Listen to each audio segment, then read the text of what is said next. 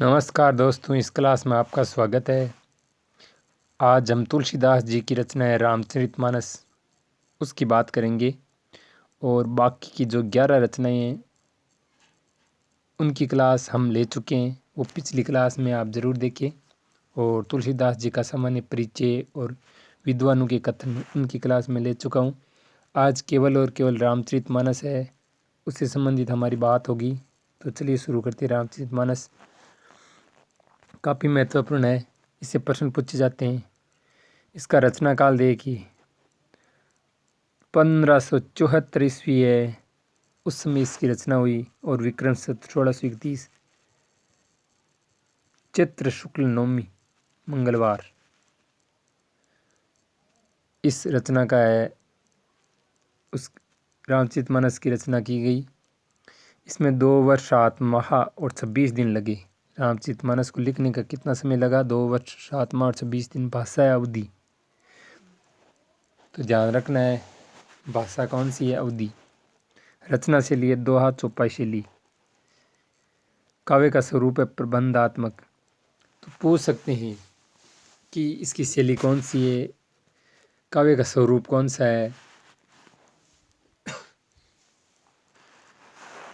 तो यहाँ से प्रश्न बन सकता है। 4 ऑप्शन दे देंगे। रामचरितमानस के संबंध में कौन सा कथन असत्य है, कौन सा कथन सत्य है। तो एक एक पॉइंट अगर आपको याद होगा तब भी उसको आप छांट पाओगे। काव्य विभाजन देखो 7 कांडों में विभाजित है। रस योजना, वैसे तो सभी रस आए हैं परंतु मुख्य रूप से शांत रस है। अलंकार भी प्राय सभी अलंकारों का प्रयोग हुआ है, लेकिन अनुप्रास की अधिकता है, ये ध्यान रखना है। रस का ध्यान रखना है, अनुप्रास का ध्यान रखना है। विशेष तथ्य देखो, पहली बात, रामचरितमानस पर सर्वाधिक प्रभाव है वो अध्यात्म रामायण का पड़ा है, तो वेरी इंपोर्टेंट है। यहीं से प्रश्न बन जाएगा कि रामचरितमानस पर किसका प्रभाव है? अध्यात्म रामायण का। दूसरा कथन, रामचरितमानस को सर्वप्रथम रस खान को सुनाया, वेरी इंपोर्टेंट। बहुत ही शानदार यहाँ से प्रश्न बनने वाले हैं। एक एक पॉइंट महत्वपूर्ण है। रामचरितमानस को सर्वप्रथम किसे सुनाया? रस खान को। रामचरितमानस की प्रथम टीका है वो अयोध्या के एक बाबा थे, संत थे, रामचरण दास जी ने लिखा। तो ये तीनों ही पॉइंट इम्पोर्टेंट है। चौथा देखो, रामचरितमानस में राम लोक रक्षक है, वह शक्ति, शील और सौंदर्य के भंडार है। तीनों गुण है वो रामचरितमानस के राम में पाए मिलते हैं। तो अब तक जो पढ़ा है वो प्रश्न की दृष्टि से, प्रतियोगी परीक्षाओं की दृष्टि से एक एक कथन महत्वपूर्ण है। अब देखिए रामचरितमानस के संबंध में विद्वानों के कथन। विद्वानों ने बहुत से कथन कहे हैं रामचरितमानस के संबंध में। तो पहला कथन लेते हैं, रामचरितमानस में तुलसी केवल कवि रूप में नहीं, उपदेशक के रूप में भी सामने आते हैं।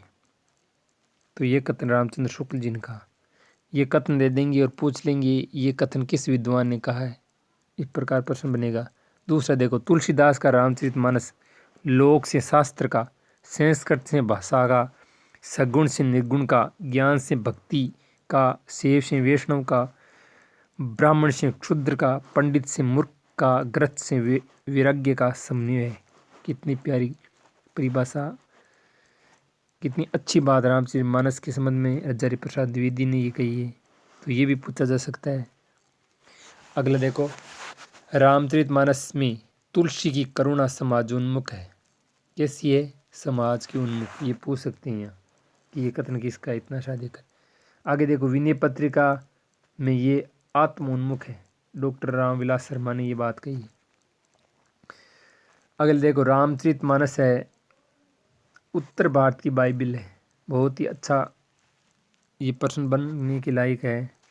पंक्ति ग्रेटसन, रामचरितमानस लोक मंगल की साधनावस्था का काव्य है।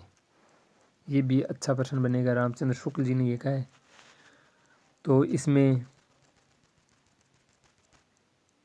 2 कथन है वो रामचंद्र शुक्ल जी ने कहे, हजारी प्रसाद द्विवेदी ने कहा, रामविलास शर्मा, ग्रेसन सभी ने कहा है। तो आगे चलते हैं। अब बात करेंगे रामचरितमानस के 7 कांड है उनकी। रामचरितमानस में कितने कांड है? 7। सबसे पहला है बालकांड और ये कांड सबसे बड़ा भी है, ये ध्यान रखना है। दूसरा कांड है अयोध्या, तीसरा अरण्य, चौथा है किष्किंधा कांड, पांचवा है सुंदरकांड, छठा है लंका कांड, सातवां है उत्तरकांड। और जैसे मैंने लिखे वैसा क्रम भी है। पूछ सकते हैं कि रामचरितमानस के कांडों का क्रम लगाइए, तो जैसे मैंने लिखा है वैसे आपको क्रम लगाना है। और सबसे छोटा है वो किष्किंधा कांड है, सबसे बड़ा है बालकांड। अब एक एक कांड की बात करेंगे कि किस कांड में क्या बात बताई गई है। बाल कांड की बात करेंगे सबसे पहले। इसमें एक तो राम और सीता का विवाह के बारे में बताया गया है। दूसरा है शिव जी का धनुष भंग है, उस संबंध में बात कही गई है। तीसरा है राम लक्ष्मण परशुराम का संवाद है, वो बालकांड में। और रामचरितमानस का सबसे बड़ा कांड है, जैसा मैं पहले बता चुका हूँ। दूसरा अयोध्या कांड। अयोध्या कांड में पहला है केवट प्रसंग आता है और चित्रकूट सभा का प्रसंग आता है। तो इसमें प्रश्न किस प्रकार बनेगा, जैसे दे देंगे कि अयोध्या कांड में कौन सी एक बात सम्मिलित नहीं है, तो वहाँ तीन इसका दे देंगे अयोध्या कांड के, और एक बाल कांड का दे देंगे राम सीता विवाह। तो राम सीता विवाह किस में है? बाल कांड में, अयोध्या कांड में नहीं है। इस प्रकार से प्रश्न बनेगा।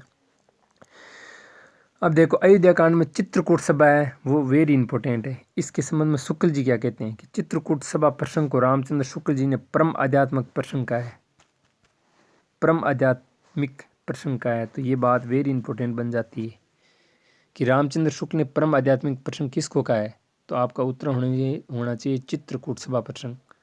आगे देखो अयोध्या कांड में रामचरितमानस का हृदय स्थल कहा जाता है, तो ये पूछ सकते हैं रामचरितमानस का हृदय स्थल किसे कहा जाता है, तो अयोध्या कांड दूसरे नंबर का कांड है। चौथा देखो चित्रकूट सभा में वेद नीति है, लोक नीति है, राजनीति, तीनों का सम्मिलित दिखाई देता है। तो ये भी बात इंपॉर्टेंट है। तो हम 2 कांड की बात कर चुके हैं। अब बात करेंगे तीसरे कांड की। तीसरा कांड है आरण्य कांड। कौन सा? आरण्य। तो इसमें 2 ही बात है, एक तो सीता का अपहरण की बात अरण्य कांड में कही गई है, दूसरा सबरी बेर प्रसंग, सबरी की बेर की और सीता के अपहरण की। तो ये दोनों बात आपको ध्यान रखना है। कोई एक कांड दे देंगे और पूछेंगे कौन सी बात किस कांड में नहीं है। आगे बात करेंगे किष्किंधा कांड, ये कांसी में लिखा गया, तो ये बात इम्पोर्टेंट होनी चाहिए। कांसी कहाँ लिखा गया? किष्किंधा कांड कांसी में। तो ये बात मैं मौखिक बता रहा हूँ, ये लिखा नहीं है, लेकिन याद रखना किष्किंधा कांड कहाँ है? कांसी में। बालिका वध, हनुमान सुग्रीव राम का मिलन, ये किष्किंधा कांड में। सुग्रीव का राज्याभिषेक, ये भी किष्किंधा कांड में सबसे छोटा कांड है और कांसी में लिखा गया है। सुंदरकांड, वाटिका में मुद्रिका प्रसंग, हनुमान जी जो मुद्रिका गिराते हैं वो किस में? सुंदरकांड में वाटिका प्रसंग आता है। लंका कांड, लक्ष्मण मूर्छा प्रसंग आता है, लक्ष्मण शक्ति व राम का मिलन। उत्तरकांड देखो आदर्श राम राज्य की परिकल्पना, उत्तरकांड में। कलयुग का यथार्थ चित्रण भी किस में? उत्तरकांड में। तो ये 7 कांड हो चुके हैं, 7 कांडों की बात कर चुके हैं। तो ये आपको ध्यान रखना है 7 कांडों की, इसमें कौन सी बात किस कांड में कही गई है, संपूर्ण बात आपको ध्यान रखनी है। अब बात करेंगे रामचरितमानस के आगे की। देखिए रामचरितमानस में 4 संवाद प्रसिद्ध है और ये पिछली व्याख्याता परीक्षाओं में पूछी गई है और बहुत लोगों ने इसको गलत भी किया है। इसको आप हल्के में मत ले लेना, क्योंकि हम सरल पढ़ना पसंद करते हैं। हमें लगता है कि यही आएंगी, जो टफ होता है उसको छोड़ देते हैं। तो किसी को छोड़ दोगे तो आपका सिलेक्शन होना मुश्किल है। रामचरितमानस में 4 संवाद प्रसिद्ध है। सबसे पहले राम कथा शिव जी ने पार्वती को सुनाई, फिर काक भुसंडी ने राम कथा गरुड़ को सुनाई। तो पूछ लेंगे एक कौन सा संवाद असंगत है, तो आपको पता होना चाहिए शिव जी ने पार्वती को सुनाई, काक भुसंडी ने कथा किसको सुनाई, संवाद किसके बीच है? काक भुसंडी और गरुड़ के बीच में। वाल्क्य ने भारद्वाज को सुनाई, यानी संवाद है दोनों का, और तुलसीदास ने साधुजनों ने संतों को सुनाई। तो इन चारों की बात ध्यान रखनी, किसने किसको संवाद किसका है? शिव पार्वती, काक भुसंडी गरुड़, यज्ञ वाल्क्य भारद्वाज और तुलसी साधुजन। तुलसीदास ने इन संवादों को 4 गांठ का है। जो ये 4 संवाद है इनको क्या कहा है? चारों संवादों को 4 गांठ का है। आगे देखो यद्यपि तुलसीदास आदर्शवादी कवि है, ये ध्यान रखना। कैसे कवि लेकिन रचना धर्मिता में 3 स्थानों पर भी यथार्थवादी कवि नजर आते हैं। पहला, रामचरितमानस का उत्तरकांड में यथार्थवादी नजर आते हैं। दूसरी कथन, कवितावली के उत्तरकांड में भी वो यथार्थवादी नजर आते हैं। और विनय पत्रिका में सर्वाधिक यथार्थवादी। तो यद्यपि तुलसीदास आदर्शवादी है, लेकिन इन 3 रचनाओं में जो मैंने बताया ध्यान रखना है कहाँ कहाँ यथार्थवादी नजर आते हैं। तो ये आपको ध्यान रखना है। अगला देखो, अन्य तथ्य। जो तथ्य बच गए हैं वो देखो, श्री राम को समझना है तो रामचरितमानस को पढ़े। अगर आपको श्री राम जी को पढ़ना है, समझना है, तो आप रामचरितमानस को पढ़े। यद्यपि तुलसी को समझना है तो विनय पत्रिका को। बहुत ही शानदार कथन है। दूसरा देखो, रामचरितमानस का प्रारंभ अयोध्या में हुआ, ये ध्यान रखना है, लेकिन किष्किंधा कांड काशी में लिखा गया। वेरी इंपॉर्टेंट कथन। आगे देखो, गोस्वामी तुलसीदास राम भक्ति शाखा के प्रतिनिधि कवि है। तो पूछ सकते हैं कि राम काव्य गोस्वामी तुलसीदास राम भक्ति शाखा का प्रतिनिधि कवि है। यह आपको ध्यान रखना है। यहाँ आपको दे देंगे रामानंद को, अग्रदास, ऐसे ध्यान रखना है। तुलसीदास राम भक्ति शाखा के प्रतिनिधि कवि हैं। तुलसीदास रामानुजाचार्य के श्री संप्रदाय और विशिष्टाद्वैतवाद से प्रभावित है।